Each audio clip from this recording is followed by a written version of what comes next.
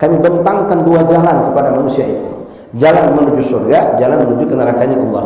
Selama ini dia menuju ke nerakanya Allah dengan segala penghasilan yang diharamkan Allah. Akhirnya dia sadar dapat hidayah, lalu memutuskan untuk hijrah. Apa maksud hijrah? Tentu maknanya hijrah meninggalkan semua pekerjaan yang haram itu, Pak.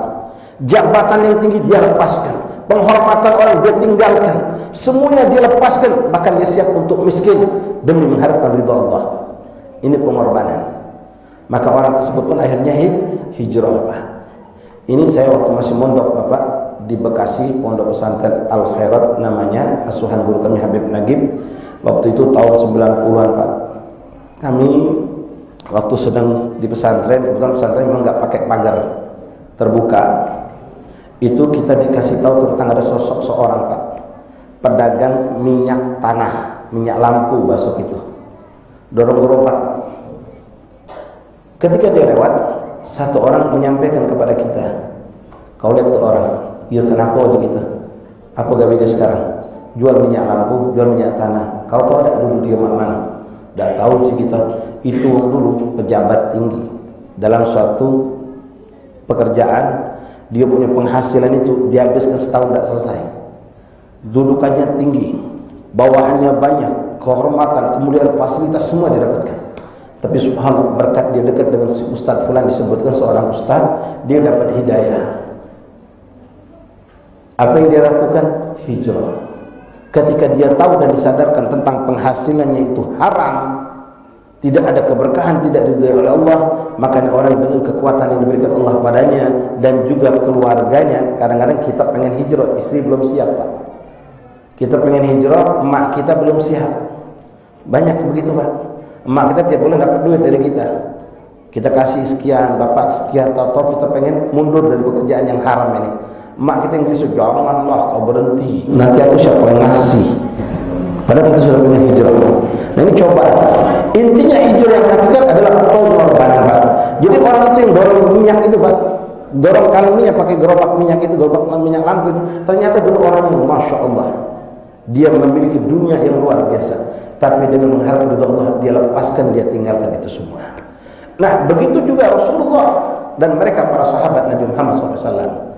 Perlu kita ketahui, ikhwani akhwati rahimakumullah, mudah-mudahan ibu-ibu ikut dengar dan menyaksikan dia di samping. Itu sahabat Rasulullah memang disebut dalam Al-Quran fuqara'ul muhajirin. Mereka itu fakir, orang fakir di kelompok muhajir. Pada hakikatnya mereka bukan orang fakir semua. Banyak di antara mereka itu orang-orang kaya, Pak. Dan mereka itu hijrah bersama Rasulullah bukan dengan taklifi, walakin bi ikhtiyari. Mereka hijrah karena pilihan mereka ingin hijrah, bukan karena dipaksa oleh keadaan atau diusir mereka, tidak. Ini yang dialami oleh mereka sahabat Rasulullah. Itu sahabat yang hijrah, ibu bapak rahimakumullah, itu sebagai mereka pedagang besar, punya toko, punya rumah, punya kebun, punya ternak, kaya mereka. Tapi mereka ditawarkan oleh Allah dan Rasul mau tetap di Mekah dengan keadaan tidak bisa ibadah, tidak bisa menyebut nama Allah, tidak bisa untuk melakukan ibadah, menampakkan Islam karena selalu diintimidasi, selalu dikekang. Hidup di Mekah, tetap punya rumah, punya toko, punya kebun, punya ternak, dalam kemewahan, dalam kesenangan, dalam kenikmatan. Atau hijrah bersama Rasulullah, mengharap ridha Allah agar mampu menikmati nikmatnya ibadah kepada Allah, nikmatnya duduk mengambil ilmu dari Rasulullah, nikmatnya melakukan segala apa yang diperintahkan Allah. Tapi tidak punya apa-apa, Pak. Pindah dari Mekah ke Madinah, ibu uji bahasa kita Palembang, ngandon hidup di negeri wong. Tidak punya rumah, tidak punya kebun, tidak punya harta, tidak punya ternak, tidak punya apa-apa, Pak. Ini mereka tahu benar, kalau aku hijrah bersama Rasulullah, hartaku semua hilang dan aku akan menjadi orang fakir di negeri orang. Aku tidak punya ternak, tidak punya toko, tidak punya kebun, tidak punya rumah. Hanya berharap apa yang ada datang dari sisi Allah Subhanahu wa ta'ala. Nah, ketika dihadapkan dengan dua hal ini, Pak, itulah yang mereka pilih, Pak. Semua hampir memilih, biarlah aku hidup fakir, miskin, akan tetapi aku bersama Rasulullah. Aku bisa duduk nyaman, nikmat menyembah Allah. Bisa baca Quran dengan suara yang lantang. Bisa melakukan segala aktivitas Islam dengan tanpa ada gangguan. Akhirat dibeli dengan dunia, Pak.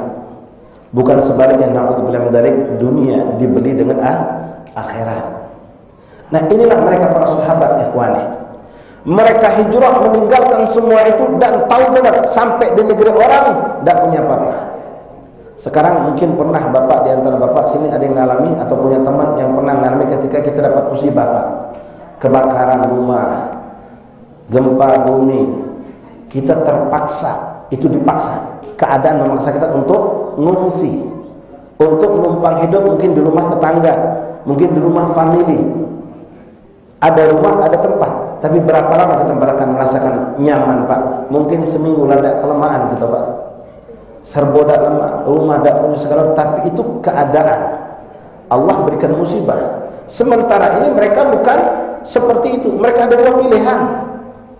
Tetap muslim, mukmin dengan tanpa menikmati ibadah, berpisah dengan Rasulullah, harta tidak hilang bersama mereka, atau meninggalkan semua harta mereka, hidup bersama baginda Rasulullah, menikmati ibadah di hadapan Allah Subhanahu wa taala. Ini yang mereka pilih, Pak. Dan kedua, ibu bapak, hijrahnya mereka sahabat juga bukan seperti kita sekarang kalau pindah, Pak. Kalau bapak seorang kerja, punya jabatan, oleh kantor dimutasi pindah ke tempat lain. Apa yang bapak dapat di sana? Sama fasilitas, boleh jadi lebih nyaman. Di sini rumah kamar 3, di sana kamarnya 4 boleh jadi. Di sini kita nyopir sendiri, di sana kasih supir yang cakep.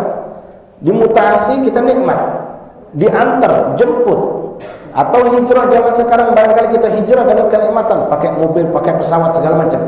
Mereka sahabat Rasulullah saat hijrah itu, Pak, dalam keadaan diam-diam, sembunyi-sembunyi.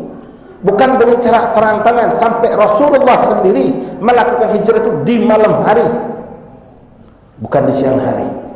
Selama perjalanan yang paling cepat ditempuh seminggu, kadang 10 hari, boleh jadi sampai 2 minggu. Itu ikhwani perlu kita bayangkan. Ini jangan sampai kita cuma tahu dia hijrah Rasulullah saja. Nih, biar tambah cinta sama Rasulullah, biar tambah cinta dengan mereka, keluarga dan sahabat Rasulullah. Itu mereka hijrah, Bapak Ibu rahimahullah, termasuk Rasulullah. Itu sepanjang seminggu, 10 hari atau 2 minggu itu tidak ada istilah ada penginapan di perjalanan, Pak.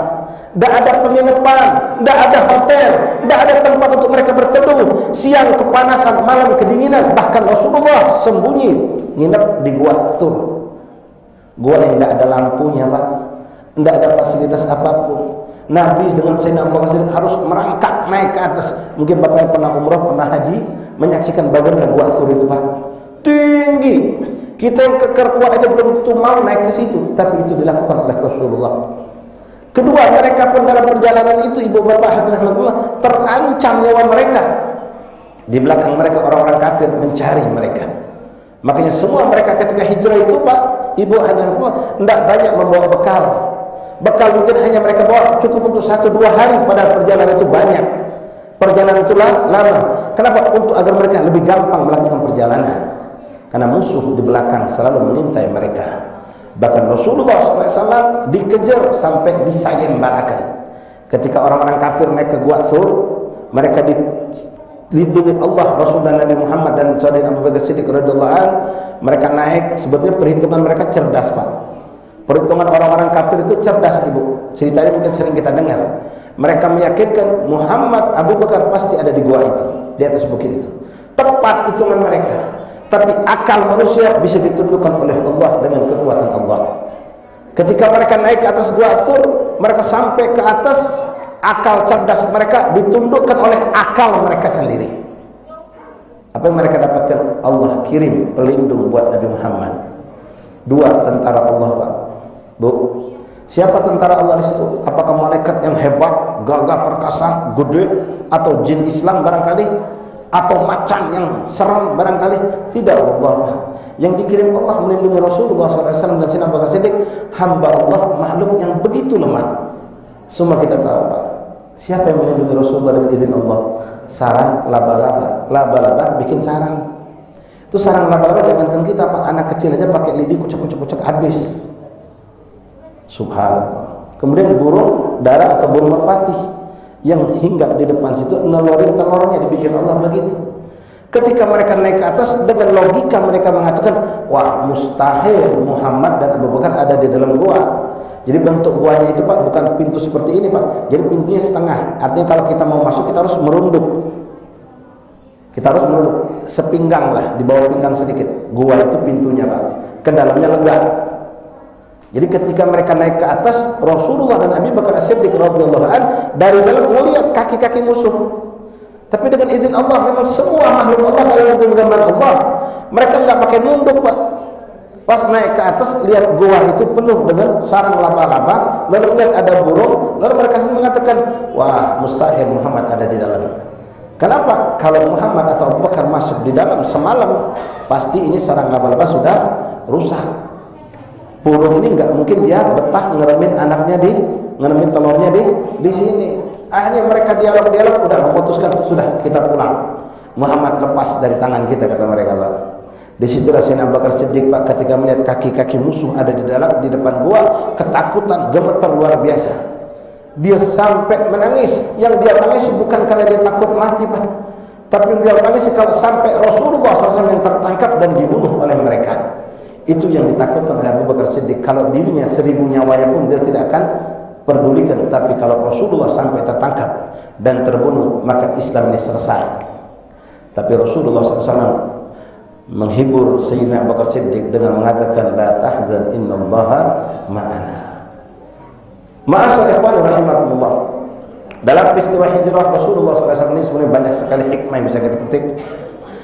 Mukjizat Rasulullah pun terjadi. Namun di sini ada beberapa yang ingin saya petik, 2 buah hadis lah insyaallah minimal Pak.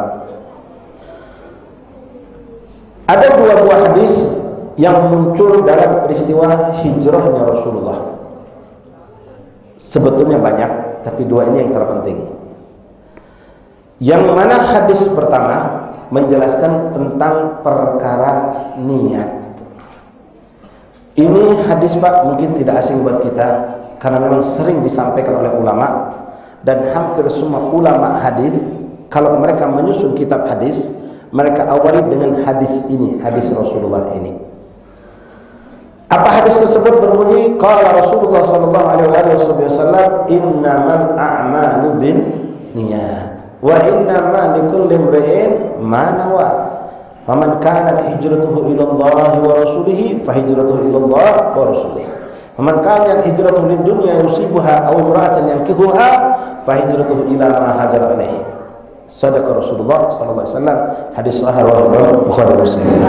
Ikhwan rahimakumullah, hikmah yang kita petik dari hadis ini Bapak, ini hadis muncul tidak lain bentuk rahmah, kasih sayang dan cintanya Rasulullah begitu hebat kepada umatnya, terutama kepada sahabat yang hidup saat itu. Rasul disifatkan Allah dalam Al-Quran, laqad ja'akum rasulun min anfusikum azizun alaihi ma anittum harisun alaikum bil mu'minina raufur rahim. Sangat memperhatikan kalian itu Rasulullah, dan begitu kasih sayang kepada kalian yang mukmin dan muslim. Jadi begini Bu Bapak rahimakumullah, sebab turunnya atau munculnya ini hadis, istilahnya kalau dalam ilmu hadis asbabul wurud, kalau Al-Quran asbabun nuzul. Jadi begini, kita tadi sudah gambarkan bagaimana hebatnya pengorbanan mereka yang hijrah Pak. Enggak gampang. Mungkin kalau kita hidup zaman itu menjadi sahabat Rasulullah, wallahu a'lam, kalau enggak pertolongan Allah mungkin kita milih biar di Mekah aja, punya rumah, punya kebun, punya ternak, punya toko, daripada kita hijrah tapi enggak punya apa-apa jadi orang fakir, ngemis di sana barangkali, na'udzubillah min dzalik. Nah ikhwan rahimakumullah, dari peristiwa ini ada suatu kejadian yang sangat penting sehingga muncullah hadis ini.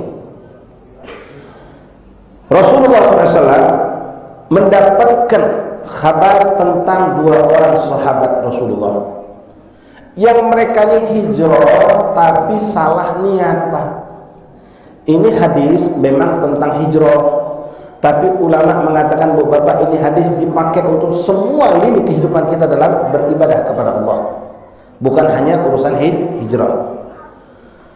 Jadi ketika hijrah itu ada 2 orang sahabat Rasulullah yang mereka ini mau hijrah tapi selalu menunda-nunda Ibu. Tetangga hijrah, dia masih juga belum hijrah. Tetangga kiri hijrah, dia belum juga hijrah. Kepengen hijrah, noleh ke belakang, nggak jadi lagi hijrah. Siapa mereka? Yang pertama, nanti disebutkan oleh Rasulullah dalam hadis tadi, yaitu seorang sahabat Rasulullah. Dia ini seorang saudagar di Mekah, Pak. Seorang pembisnis yang maju, punya usaha, Masya Allah, penghasilan cukup mantap. Ketika diperintahkan untuk hijrah, dia ingin, tapi ya sifat manusia muncul, Pak. Dia mikir, kalau aku hijrah, hartaku, tokoku, kebunku hilang, lalu aku di sana gimana? Aku nggak punya toko, nggak punya usaha, aku nggak bisa jadi orang kaya. Jadi itu yang selalu menghantui pikirannya, Pak. Termotivasi pengen hijrah, dan orang hijrah pas ingat tentang toko, tentang dunia yang dia miliki, mundur lagi, Pak. Sementara dia punya teman di kota Madinah, orang Yathrib, Madinah sebelum dihijrah Rasul namanya ya Yathrib. Itu menunggu kedatangannya. Orang lain datang, si fulan, katakanlah kita ambil aja namanya Abdullah. Si Abdullah belum datang. Ditunggukan lagi, belum datang. Sampai akhirnya dia bertanya, kebetulan ada seorang tetangga si Abdullah yang hijrah. Orang Madinah bertanya, kenapa Abdullah belum hijrah? Sementara kalian semua sudah pada hijrah. Maka tetangga Abdullah mengatakan, yang aku tahu, maaf katanya, itu Abdullah sebenarnya pengen hijrah, tapi dia selalu dihantui oleh harta miliknya. Dia selalu memikirkan, kalau aku nanti di Madinah, di Yathrib, aku nggak punya apa-apa, nggak punya toko, nggak punya usaha, nggak punya milik apa-apa pun. Jadi dia berat untuk hijrah. Mendengar ini, Pak, temannya di Madinah langsung nyuratin dia. Disuratin, dikirimkan ke Mekah. Isi surat tersebut mengatakan, wahai Abdullah, isri, cepat ilhad Nabi wa ashabat, susul teman-temanmu untuk hijrah ke Yathrib. Dengar wahai Abdullah, jangan kau takut, jangan kau bingung. Aku telah menyiapkan toko besar untukmu, beserta isi dagangan yang banyak, dan kau akan berusaha dengan toko itu, kau akan menjadi orang kaya, usahamu akan maju, macam-macam, Pak, ditulis itu. Sampai ini surat kepada si Abdullah dibaca sama perempuan, anak tetangga nggak jauh dari rumahnya, yang dia pengen kawin itu perempuan. Subhanallah, di perempuan sama keluarganya, Pak, belum hijrah. Jadi ketika dia pengen hijrah, noleh ke kiri, lihat, waduh, Aminah belum hijrah, nanti aja dah. Ini benar, Pak. Kenapa? Dia pikir kalau aku hijrah sementara ini Aminah masih di sini, bisa lepas. Jadi arwah aku sepapak, Aminah hijrah, aku hijrah, biar aku bisa kawin sama Aminah. Subhanallah. Jadi setiap hari nguntit rumah Aminah, oh masih ada, nggak jadi hijrah. Besok-besok temannya, ayo hijrah. Lihat lagi, oh belum hijrah. Ditunda sama dia. Sampai akhirnya dia kecolongan, Pak. Bu, suatu hari dia sibuk dengan kesibukannya, Aminah sama keluarganya hijrah malam-malam. Pas besok pagi dia nggak tahu. Sampai hari kedua baru ada yang ngasih tahu temannya, katakanlah namanya Ahmad. Ahmad, kau kok nongkrong aja di sini? Kau bilang kalau Aminah hijrah, kau pengen hijrah. Iya, emang kenapa katanya? Apa kau tidak tahu Aminah dan keluarganya sudah hijrah dari kemarin? Yang benar, dia bilang. Disamperin rumahnya. Pas dilihat, subhanallah, rumah udah kosong. Ternyata Aminah sudah hijrah. Apa yang terjadi? Ahmad langsung bilang, besok aku harus hijrah. Kalau aku lambat, Aminah bisa hilang dariku. Sallallahu alaihi Muhammad. Ini bukan cerita saya bikin, Pak. Memang itulah kejadiannya. Sampai muncul hadis tadi. Ketika mereka sampai, Rasulullah pun sampai di Madinah, di Yathrib saat itu namanya. Rasul cepat mengumpulkan sahabat, Pak. Nabi sayang banget sama kita, Pak. Nabi nggak pengen pengorbanan yang meninggalkan rumah, harta, kebun, ternak, segala macam, ternyata nggak ada nilai di sisi Allah. Nabi nggak pengen mereka meninggalkan semua milik mereka, numpang hidup di negeri orang, jadi orang miskin, perjalanan yang begitu menyusahkan, bahkan nyawa jadi taruhannya, ternyata tidak ada nilai di sisi Allah. Nabi nggak pengen, Pak, Bu. Maka Rasul kumpulkan sahabat. Sampailah keluarlah hadis dari lisan yang agung, Rasulullah SAW mengatakan kepada semua sahabat, termasuk Abdullah sama Ahmad hadir di situ, Pak. Nabi mengatakan kepada sahabatnya, wahai sahabat-sahabatku, kata Rasulullah, innamal a'malu binniyat, sesungguhnya setiap amal perbuatan itu tergantung niat. Wa innamal likulli imrin ma nawa, dan seorang di antara kalian akan mendapatkan ganjaran tergantung niat apa yang diniatkan. Lalu Nabi mengatakan, "Faman kanat hijratuhu ilallah wa rasulih, fa hijratuhu ilallah wa rasulih." Siapa yang hijrahnya ke Yathrib ini benar-benar karena Allah dan Rasul, maka dia pasti mendapatkan bagian dari sisi Allah dan Rasul. Langsung dibuka oleh Nabi Pak kasus dua orang ini. Faman kanat hijratuhu lid dunya yusibuha. Yang punya badan langsung kaget Pak. Apa kata Nabi? Barang siapa yang hijrah gara-gara ngejar dunia yang dia inginkan. Ini sahabat langsung dengar omongan Nabi Pak, berter badannya. Nabi langsung nyambung, negor yang satunya. Al-imra'atun yang kihuha, atau perempuan yang dia kejar ingin dia kawini, kata Nabi. Fahijratuhu ila ma hajara alaih, maka mereka dapatkan sesuai niat mereka. Boleh jadi dunia mereka dapatkan, boleh jadi perempuan dia nikahi, tapi dari sisi Allah nol besar, tidak dapat apa-apa. Bapak, hadirin ibu-ibu, ini hadis memang kejadiannya hijrah. Tapi demi Allah, ini hadis buat saya, buat bapak, buat semua umat Islam sampai hari kiamat. Ini contoh sekarang aja Pak, kita cerita, Bu, ibu-ibu, bapak-bapak datang ke sini. Sebagian teman-teman kita datang dari tempat agak jauh, walaupun masih daerah Talang Kelapa sini. Ya, ada yang mungkin tadi lewat becek, lewat hujan segala macam. Kumpul semua barang kita di sini. Niat kita macam-macam Pak. Yang hadir di sini macam-macam niat. Ya, ada yang sebenarnya berat mau hadir. Apalagi dingin begini paling asik ngopi dulu makan. Nasi goreng kumpul makan sama suami. Tapi apa kata niat kita? Aduh, sebenarnya mah berat, aku mau pergi cuma gak enak sama ketua masjid. Gak enak sama ketua masjid. Ada lagi yang datang ke sini, niatnya apa? Niatnya apa? Aku nih tak lemah kalau dah ada kawan aku dari luar datang kan pada aku dekati. Hadir, semuanya hadir di sini Pak. Casing kita sama, duduk majlis taklim, duduk majlis mengenang hijrahnya Rasulullah. Tapi bagian kita hati-hati, jangan salah niat. Nah yang lebih buruk lagi, na'udzubillah min dzalik, kalau niatnya mau dilihat orang, wah apa dia mau aktif di majlis, apa dia yang perhatian dengan Islam.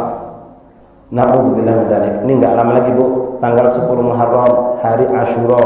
Kita biasa nyantunin anak ya, yatim. Banyak, mungkin di Pulau ini mungkin ratusan orang-orang, entah masjid, musholla, yayasan, majelis taklim yang bagi-bagi duit untuk anak yatim. Niatnya pun ratusan Pak. Ada yang niatnya 2 orang. Wow, Masya Allah, Haji Ujang, Masya Allah, derba anak yatim. Dia pengen dihormati, dia pengen dimuliakan, dia pengen didepankan di majelis, biar dia dilihat orang, bahkan Allah diekspos, dipoto, direkam. Kalau dulu belusukan yang ngerjakan begitu pejabat aja Pak. Kalau mau kampanye, sekarang kita melakukan juga sama. Adakan santunan Masjid Ubaid Al-Wadi Al-Azam menyantuni 200 anak yatim. Masya Allah, dari mana nggak tahu 200 itu. Diekspos. Sementara akhirnya masjid sebelah dengar nih, masjid kita mau nyantuni 200 anak yatim. Masjid sebelah dapat bocoran, wah kita jangan kalah. Kalau mereka 200, kita 250. Jadi ini cuma saing-saingan. Duit keluar, anak yatim senang dapat, inti nggak dapat apa-apa. Na'udzubillah min. Hati-hati Pak. Berapa banyak orang yang maaf kalau sekedar hilang pahala masih mending Pak. Tapi kalau na'udzubillah hilang pahala bahkan dapat dosa, itu musibah. Seperti orang yang sholat, ibadah, sedekah benar-benar minta dipuji oleh manusia, minta dihargai oleh manusia. Ini orang terkategori syirik kepada Allah. Casingnya, surahnya, gambarannya ngadep Allah, tapi dia berharap manusia memujinya. Berapa banyak maaf Pak, insya Allah tidak termasuk kita di dalam ini hal. Orang pergi haji, niat pun macam-macam. Pas ditanya teman, kenapa koncak ngotot yang sampai minjem duit, sampai jual rumah pengen haji? Iya, jangan cerita-cerita kau tuh. Aku nih unyam kadang-kadang nyengok uang di kampung tuh, kalau uang haji di mulia ya. Asal orang haji duduk di depan ada acara, aku di belakang cuekku. Kalau diundang atau kedepannya, kalau ada undangan pada Bapak Haji Ujang, kalau aku dah kata itu haji. Jadi yang jadi motivasi pergi haji itu bukan karena Allah, bukan pengen lihat Ka'bah, pengen ziarah Rasulullah, pengen tawaf, pengen tomat, bukan. Biar pulang, maaf Pak ya, menyebabkan saya fudur, Pak. Kadang-kadang yang sampai gelang itu 6 bulan gak dicopot sama dia. Apalagi main H+. Biar orang tahu semua pergi haji.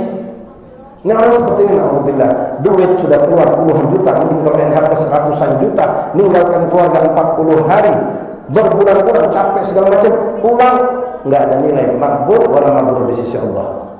Na'udzubillah min dzalik. Nah ini pentingnya Pak. Berapa banyak kita ini Rasulullah mengatakan orang itu casingnya, ibu zahirnya dia kerja dunia tapi bernilai akhirat di sisi Allah. Namun sebaliknya hati-hati, orang itu casingnya akhirat, pergi masjid, pergi ke majlis taklim, duduk zikir, tapi niatnya dunia, maka dia tidak dapatkan akhirat, justru dia hina di hadapan Allah. Suatu hari Rasulullah duduk Pak sama teman-temannya, ibu di masjid. Duduk, kebetulan masjid Rasul dekat pasar. Jadi ketika duduk begitu, ada seorang pemuda Pak, ini sering saya sampaikan. Seorang pemuda keker, gagah, kuat Masya Allah, manggul barang. Lewat satu kali, nggak lama dari situ lewat lagi Pak, manggul barang lain lagi. Enggak lama dari situ lewat lagi, manggul barang lain lagi, tanpa nampak padanya lelah atau capek. Subhanallah. Ini orang sedang kerja, kuli panggul Pak. Ketika melihat itu, seorang sahabat yang duduk dengan Rasulullah, ibu bapak, nyeletuk, ngomong sama Nabi, ya Rasulullah, misli hadza law kana yadkhul ma'ana fil marka ma ahsanu ajla. Ya Rasulullah, orang laki-laki model begini, kekar, kuat, hebat, kalau ikut jihad bersama kita, berperang melawan orang kafir, alangkah indahnya. Mendengar itu Rasulullah tersenyum Pak. Rasulullah hanya memberikan wawasan yang luas kepada sahabat tentang makna niat dan makna jihad. Apa kata Rasulullah kepada sahabat Pak? Ini pun nasihat buat kita semua, dan mudah-mudahan kita termasuk orang yang melakoni seperti orang laki-laki ini Pak. Apa kata Rasulullah itu? Rasul mengatakan, wahai saudaraku, kata Rasulullah, itu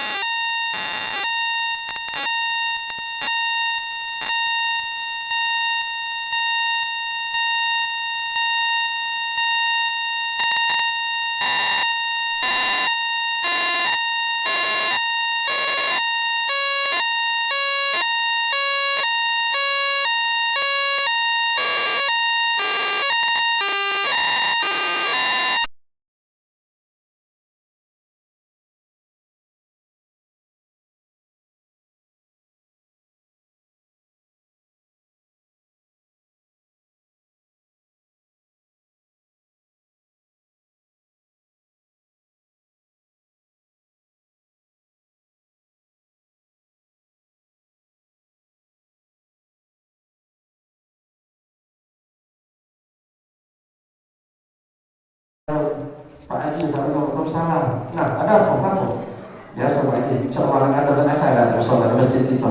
Oh, Masya Allah, siap aku bantu. Berapa dan aku butuh? 8 juta kayaknya. Wah, 8 juta. Sudah, tidak usah betul-betul lain lagi. Aku tutup itu, tambah 1 juta, 9 juta. Masya Allah, lama Pak kalau kayak itu kan. Iya, tidak repot. Nah, hari awalnya Masya Allah Pak, 9 juta infak di jalan Allah, tapi maaf niatnya salah. Bisa kita jadikan ibadah di sisi Allah dengan niat. Ini ceramah ini Kultum, Pak. Kultum itu kuliah 7 menit. Kalau tidak 7 menit, 17 menit. Kalau tidak 70 menit. Nah ini lah hampir 70 menit. Pada sejam sudah. Ya, yang jelas jangan sampai maghrib, Pak Ketua. Ya, kamu lemah, kami yang salah. Masyaallah ahbab rahimahullah. Jadi ini masalah niat, hati-hati ibu. Ibu ini masya Allah, ibu-ibu kita di rumah. Kalau benar-benar masak lemah, Pak, tahan dia berusaha, buka internet, cara masak pindang pegagan yang lemah mana, pindang iwak paling mana, tahan dia Pak, tengah cik, bukan nonton sinetron, bukan. Demi apa? Aku pengen nyenangkan laki aku lagi berangkat, hari ini balik, aku pengen dia nyampe ke rumah. Nah, yang kedemenan dia aku buatkan. Ibadah itu ibu, ibadah. Apalagi laki kita dari pekerjaannya. Aku pengen menyenangkan anakku lagi rajin ngapal Quran, anakku lagi rajin belajar. Aku pengen hidup makan yang lemak biar mereka semangat. Ibadah itu. Begitu juga kita, Pak. Ya, kalau salah niat, na'udzubillah. Ada budak datang ke majelis ini, tapi tak kata ini cerita Bapak. Ya. Dia sebenarnya nak datang, ini tahan datang Pak dari KM5 sana ke sini. Ngapa? Dapat bocoran kalau calon mertua nak hadir macam kita. Dapat bocoran calon mertua nak hadir. Hujan terus tahan ngancap dia dulu. Ada rasa ada di sini dia. Pas sudah duduk nunggu majlis mulai, tak datang ternyata. Calon mertua dah datang. Apa yang dia dapat? Nol, niatlah salah dari rumah. Coba kalau niat dari rumah itu sudah indah, Pak. Aku pengen dapat berkah. Semakin jauh jarak aku tempuh, semakin besar pahala aku di sisi Allah. Ya Allah, jadikanlah bensin aku isi sekarang ya Allah, biar aku bisa nyampe ke majelis taklim. 5.000, 10.000, 20.000 kamu isi bensin itu fi sabilillah. Ada ikhwan pernah isi bensin pakai niat. Woi, mana ada di kitab itu? Memang tidak ada kitab, tapi Rasulullah yang innamal a'malu bin niat wa innamal likulli imri'in ma nawa. Tergantung niat kita, Pak. Perkara mubah ibu bisa jadi pahala besar. Ibu bapak tahu kalau maghrib bakal ngadep Allah, pulang kerja, pulang kantor, pulang dagang, badan bau kotor, Pak. Kita biasa sholat di masjid. Sekarang mandinya kita selalu ada niat tak ketika balik dari masjid, dari pasar, dari toko, dari kantor tadi itu? Ya tidak pernah, aku tahu. Kalau yang aku tahu itu mandi wajib pula ada niat. Ya Pak, mandi wajib ada niat. Kalau mandi biasa kata niat. Nah maaf Bu Bapak ya, kalau kita mandi biasa setiap hari tidak ada niat sama sekali, tidak beda kita dengan orang kafir. Orang kafir juga sama, balik dari pasar, balik dari toko, balik dari kantor, mandi. Namun kita Muslim Pak, setiap saat ngadep Allah, setiap saat ngadep Allah, niatkan mandinya Bapak sore hari jam 5:30 itu, ya Allah, aku mandi membersihkan diriku untuk menghadapmu ya Allah. Karena aku akan masuk rumahmu ya Allah, aku menuju ke masjid dengan aku membersihkan diriku ya Allah. Maka itu jadi nilai ibadah Pak, mandinya kita. Termasuk olahraga. Hobi olahraga silahkan. Niatkan aku niat ya Allah, olahraga ini biar menyehatkan badanku sehingga aku bisa ibadah dengan kuat.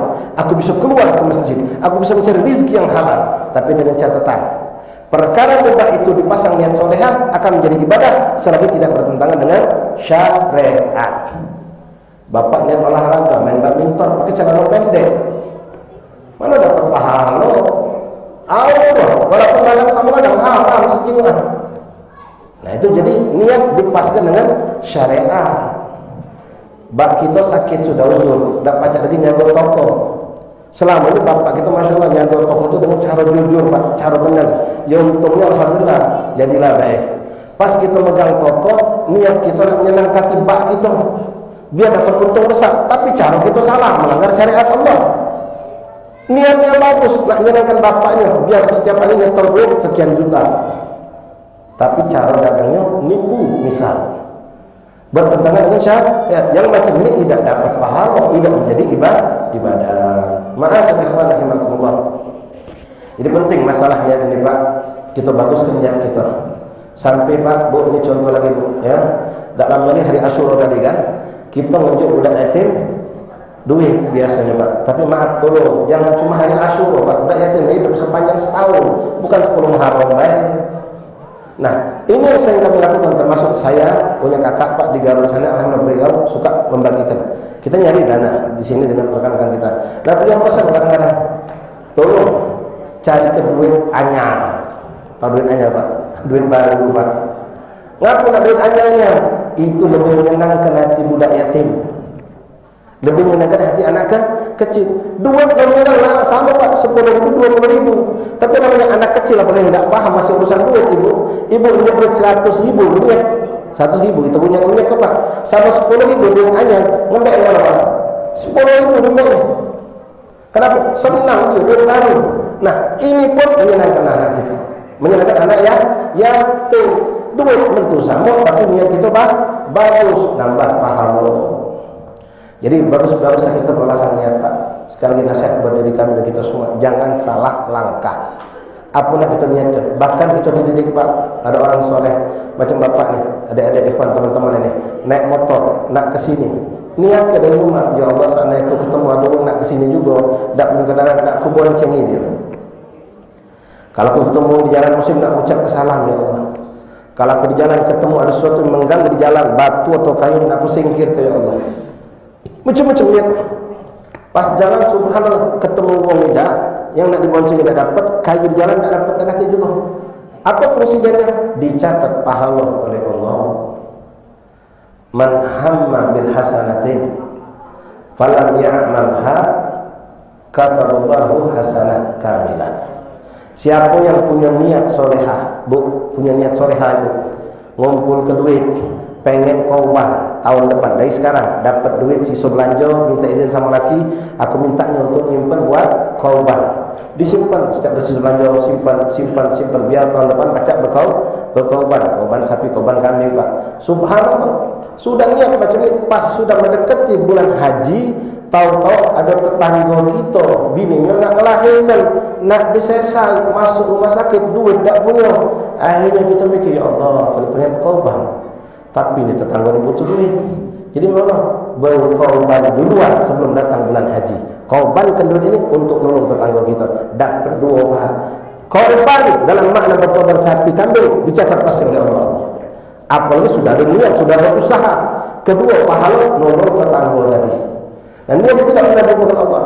Dari hadis yang Rasul mengatakan, siapa yang punya niat solehah, dipasangnya, dipatarnya pengen berniat soleh, tapi tidak bisa dilakukannya, maka Allah catat pahala yang sempurna untuk dia. Subhanallah, sallallahu Nabi. Lalu kalau seandainya dia niat soleh dan dikerjakannya, maka Allah ganjar 10 kali lipat sampai 700 kali lipat. Nanti hari Asyura, ibu, bapak hadirin, kita disunahkan puasa sunnah. Bahkan Nabi nyuruh kita jangan 10 Pak, tanggal 9 juga hari Tasu'a. Tasu'a dari kalimat tis'ah itu 9. Tasu'a yang ke-9. Asyura itu 10, Asyura yang ke-10. Disunahkan. Ini juga cerita berhubungan dengan hijrah Rasulullah. Ketika Rasulullah hijrah ke Madinah, di Madinah itu banyak orang Yahudi Pak. Orang Yahudi ini sebenarnya hijrah ke Madinah, dia bukan orang asli Madinah. Karena mereka tahu di Madinah akan menjadi tempat hijrahnya Rasulullah. Tapi sayang, mereka itu kecewa. Kenapa? Nabi akhir zaman itu bukan dari golongan mereka. Itulah mereka tidak mau ikut Rasulullah. Padahal mereka sudah dapat penjelasan yang detil di dalam Taurat dan Zabur. Bahkan Injil pun tidak lepas menceritakan tentang Rasulullah. Nah, ketika tahun pertama Nabi SAW berada di kota Madinah, tepatnya kejadian di bulan Muharram, hari itu tanggal 9 ibu. Tanggal 9, Nabi lihat orang-orang Yahudi pada sibuk semua, beli makan, beli apa, persiapan untuk hari tanggal 10. Nabi bertanya, ada apa wahai saudara? Kamu ini sibuk berbelian macam ini. Apa uji mereka? Kami persiapan untuk puasa besok. Tanggal 10 Muharram besok kami nak puasa, kata mereka. Kata Rasulullah, apa landasannya kamu puasa tanggal 10? Dijawab oleh orang Yahudi, sebagai tanda syukur kami kepada Allah yang dulu menyelamatkan Nabi Musa dan kaumnya dari kejaran Fir'aun. Fir'aun ngejar, kepepet lautan merah, dengan izin Allah mukjizat keluar. Nabi Musa nyebrang dengan kaumnya, selamat, Fir'aun Musa tenggelam. Kapan kejadiannya? 10 Muharram. Ketika mendengar itu Rasulullah mengatakan, nahnu awla bi akhi Musa minkum, kami lebih pantas, lebih berhak mensyukuri nikmat itu dibandingkan kalian. Kenapa? Kalian tidak mengikuti Nabi Musa. Kalian mengkhianati Nabi Musa, sementara kami tidak pernah mengkhianati Nabi Musa, kata Rasulullah sallallahu alaihi wasallam. Nah, akhirnya hari itu tanggal 9 Bapak Nabi nyuruh sahabat, ayo besok tanggal 10 puasa kalau Nabi. Disunnahkan tapi bukan wajib. Lalu Nabi ngomong, seandainya tahun depan aku dipanjangkan umur oleh Allah, maka aku perintahkan kamu dan aku sendiri yaitu Rasulullah akan berpuasa 2 hari, tanggal 9 dan tanggal 10, agar tidak sama dengan Yahudi. Jadi Nabi paling tidak tahu ibu bapak kalau kita sama dengan Yahudi. Tidak mau Rasulullah. Jadi disunahkan puasa tanggal 9, tanggal 10. Loh, yang mana tanggal 9 jatuh hari Rabu depan ibu, tanggal 10 hari Kamis. Nah, yuk kita puasa sekeluarga puasa Pak. Niat puasa hari Tasu'ah, hari Rabu, besok Kamis hari Asyura. Kalau memang ibu bapak biasa Senin Kamis, gabungkan niat puasa Senin Kamis dan niat puasa hari Asyura. Nah, hakadha ikhwan rahimakumullah. Ya. Jadi hikmah yang terbesar yang bisa ditambahin di sini daripada peringatan tahun berislam, yaitu hijrah Rasulullah SAW tahun berhijrah ini, yaitu mari kita memperbagus niat kita, meluruskan niat kita. Jangan sampai kita menjadi orang yang merugi, beramal soleh masya Allah dikenal oleh manusia, tapi di sisi Allah kita tidak ada nilai pahala sama sekali karena kita salah nih niat. Yang kedua, mari Bapak, semua pekerjaan kita yang mengubah urusan dunia kita giring dengan niat-niat solehah, sehingga apapun itu amal kita mubah bernilai ibadah di sisi Allah, sehingga kita tidak bingung ketika dengan Allah mengatakan dalam Al-Quran, wa ma khalaqtul jinna wal insa illa liya'budun, tidak aku ciptakan jin dan manusia kecuali untuk menghambakan diri beribadah kepadaku. Bukan ibadah ritual, sholat, puasa, ngaji itu Bapak. Termasuklah apapun pekerjaan yang mubah urusan dunia kita, ketika kita landaskan dengan niat yang salehah, maka menjadi nilai ibadah di sisi Allah. Bapak punya anak masya Allah pengen masuk ke kedokteran, silakan. Ingatkan dia jangan sampai bermaksiat dalam menuntut ilmu tersebut. Lalu arahkan dia dengan dia niat kena kau ngejar ilmu kedokteran ini benar-benar kelak kalau jadi dokter untuk menolong orang fakir miskin. Jangan sekali-kali kau nak ngambil bayaran mahal, bahkan kau jadikanlah kesempatan untuk menolong mereka, menggratiskan obat untuk mereka. Diniatkan padahal masuk kuliah dulu. Nah, ini dididik anak kita. Selama kau belajar jangan sampai kau bermaksiat. Nah, sehingga kalau kau jadi dokter, insya Allah kau dokter yang penuh berkah. Jangan lupa sekolah sambil ibadah, sholat jangan tinggalkan, dinasihati. Kau paling dari sekarang untuk punya jiwa sosial, sampai nanti insya Allah kalau kau jadi dokter, kau akan sudah punya jiwa sosial yang besar. Diniatkan. Begitu yang kita harapkan Bapak Ibu rahimahumullah. Mudah-mudahan Allah Subhanahu wa taala memberkahi perkumpulan kita pada petang hari ini insyaallah taala, dan kita termasuk orang yang berhijrah dan juga mujahid. Rasul mengatakan al-muhajir, orang yang berhijrah adalah man hajara minas su', orang yang berhijrah yang meninggalkan pekerjaan yang buruk pindah kepada pekerjaan yang baik, atau pada tingkatan sudah baik menjadi lebih baik lagi. Ibu suka sholat duha tapi kadang-kadangan. Kapan kadang-kadangnya Pak? Lagi buntu rajin sembahyang duha. Lagi punya duit banyak, tak pula rajin sholat duha. Itu penyakit, tinggalkan. Mulai tahun ini sholat duha ku lakukan sepenuhnya. Lagi senang, lagi susah, lagi buntu, lagi berduit, aku akan lakukan. Bukan mengharap ganjaran dapat rezeki yang berlimpah karena sholat duha, tapi aku berharap kedekatan dengan baginda Rasulullah, karena ini sunnah Rasulullah. Apapun yang kita lakukan dari sunnah Rasulullah akan mengumpulkan kita dengan beliau Rasulullah SAW. Sesuai dengan hadis Rasulullah Ibu, beliau mengatakan, man ahya sunnati faqad ahabbani wa man ahabbani kana ma'i fil jannah. Siapa yang menghidupkan sunnahku, maka mereka nanti cinta kepadaku. Siapa yang cinta besar kepadaku, maka akan bersamaku di surga, kata Rasulullah. Pengen dapat sama Rasulullah Pak? Oh, jangan tanya. Kepengen pasti kita kumpul bersama Rasulullah. Hidupkan sunnah Rasulullah. Hidupkan sunnah Rasulullah. Mudah-mudahan Allah berkahi perkumpulan kita malam hari ini, dipanjangkan umur kita, sehat walafiat. Kalau ada di antara kita yang sakit, mudah-mudahan disembuhkan Allah. Keluarga kita yang sakit disembuhkan oleh Allah, yang sehat dijaga oleh Allah dan diberikan taufik untuk taat ibadah kepada Allah Subhanahu wa taala. Mudah-mudahan berkat kumpul kita pada hari ini mengangkat dan menyebut-nyebut cerita tentang baginda Rasulullah dan keluarga dan sahabatnya, menyebut-nyebut daripada firman Allah dan hadis Rasulullah. Allah angkat musibah dan bala fitnah corona dari lingkungan kita khususnya, bahkan daripada umat manusia pada umumnya. Mudah-mudahan ya Allah dimantapkan iman kita dalam iman, tauhid, yakin dan bersandar kepada Allah, diberikan rasa cinta kepada Allah dan Rasul, dan kita dicatat sebagai orang-orang yang muhajir, berhijrah dari keburukan menuju yang baik, dan menjadi orang yang mujahid, man jahada hawa, yaitu orang yang memerangi hawa nafsunya. Mudah-mudahan Allah SWT mengistiqamahkan kita dalam segala ketaatan, menyatukan kita seperti saat ini bersatu dalam musola dan masjid yang penuh keberkahan ini, kelak kita disatukan oleh Allah dalam naungan baginda Rasulullah SAW. Amin ya rabbal alamin. Hadza ma aqulu astaghfirullahi wa lakum wa li walidina. Wassalamualaikum warahmatullahi wabarakatuh. Bismillahirrahmanirrahim. Alhamdulillahirabbil alamin.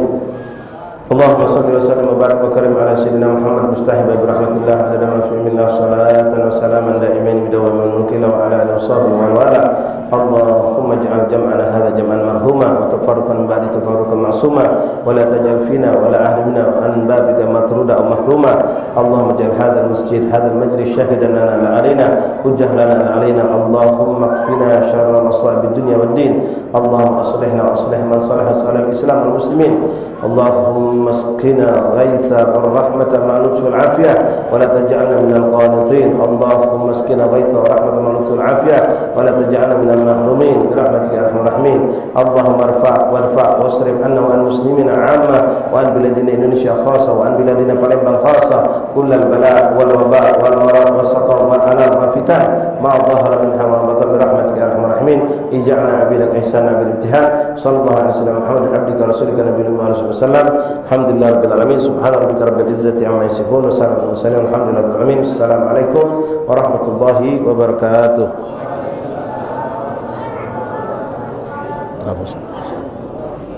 Kalau dia tadi nambah kalau memperkuatkan keimanan kita, nambah cinta kita kepada Nabi besar Muhammad SAW, dan dapat melaksanakan untuk kehidupan kita sehari-hari. Bapak-bapak, ibu, saudara saya yang berbahagia, yang selesai pembacaan doa tadi, maka selesai acara kita pada sore ini. Mari acara ini kita tutup bersama-sama dengan pasangan